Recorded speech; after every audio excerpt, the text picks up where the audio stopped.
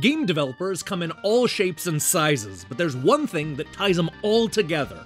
Every one of them had to come up with a memorable name. Today we're going to look at 5 independent developers and figure out what went into the naming of their companies. From the deeply personal to the just plain goofy, this is the first episode of What's Your Name?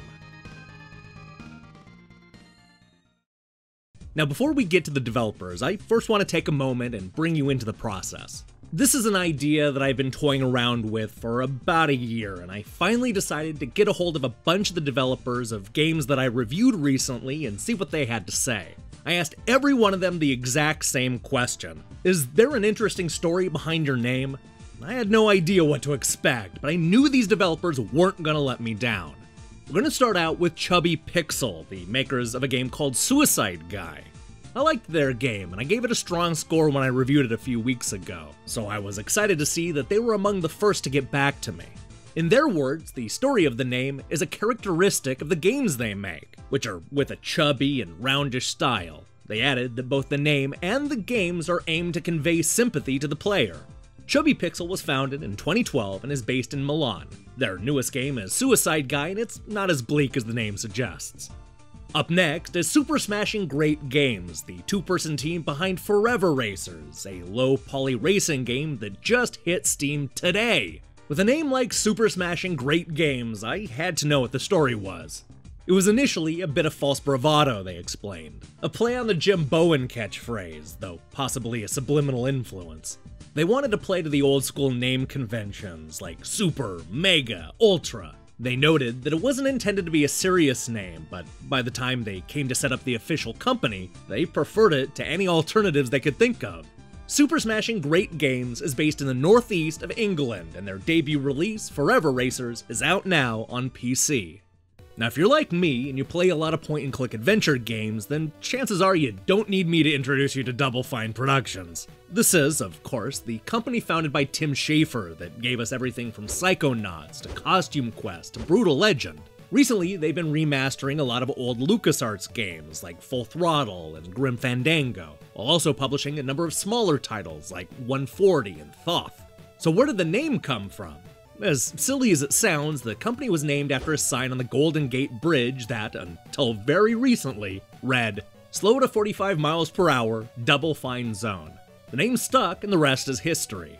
Double Fine is currently hard at work on the long-awaited sequel to Psychonauts, which is scheduled for release sometime in 2019.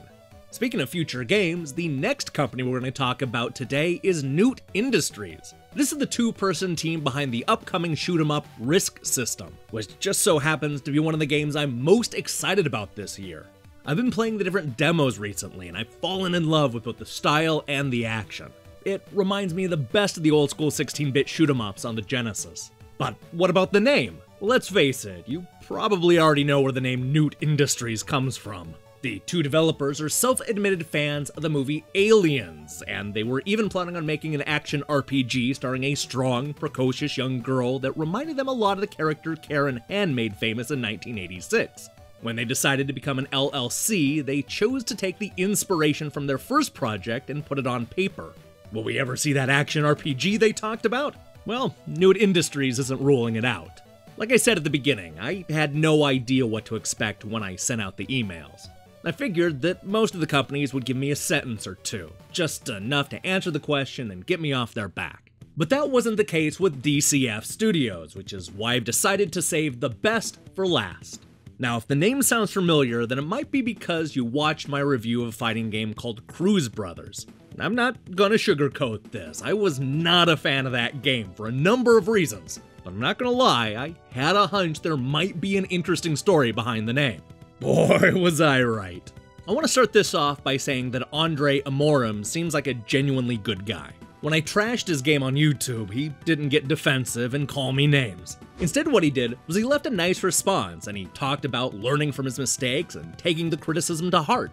I may not have liked his game, but I'm a champion for small developers, and I know he has a great game in him. And if you can believe it, my positive opinion of the guy was only bolstered when I read the story he sent to me. Andre's response is genuinely inspiring. He told me about how he used to dabble in Photoshop, Flash, and Corel, but always felt that Game Factory was out of the question.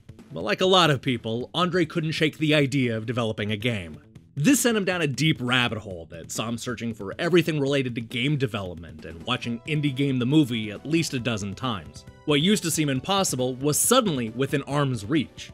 This resolute determination helped to attract others to the project, with close to 15 people getting involved with Cruz Brothers before everything was said and done. DCF was able to take the idea of a simple boxing story and turn it into something you can buy right now on the PlayStation 4. If you're one of those people who's always wondered if you can make a game, then Andre's story is definitely inspiring. But what about the name? Apparently the DCF in DCF Studios comes from the Donut Coffee Shop, which was originally intended to be a website that would display his work in Flash.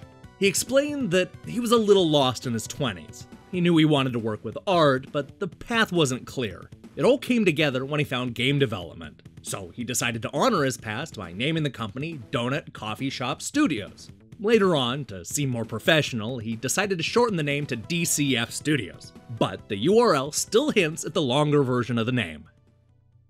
I want to thank all of the companies featured in this episode for sharing their stories. If you're part of an indie game studio and want to explain the origins of your company name, then I want to hear from you. Drop me a line on YouTube, send me an email, or hit me up on Twitter, and maybe you'll be featured in the next episode of What's Your Name? Hey, thanks for watching this debut episode. So here's the question I have for you. What developer has the best name?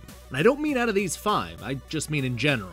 I'm also curious what you look for in a company name. Do you want it to be goofy, simple, meta? Let me know in the comments below. I'm currently hard at work on a bunch of reviews, including both MX vs ATV All Out and Foreveracers.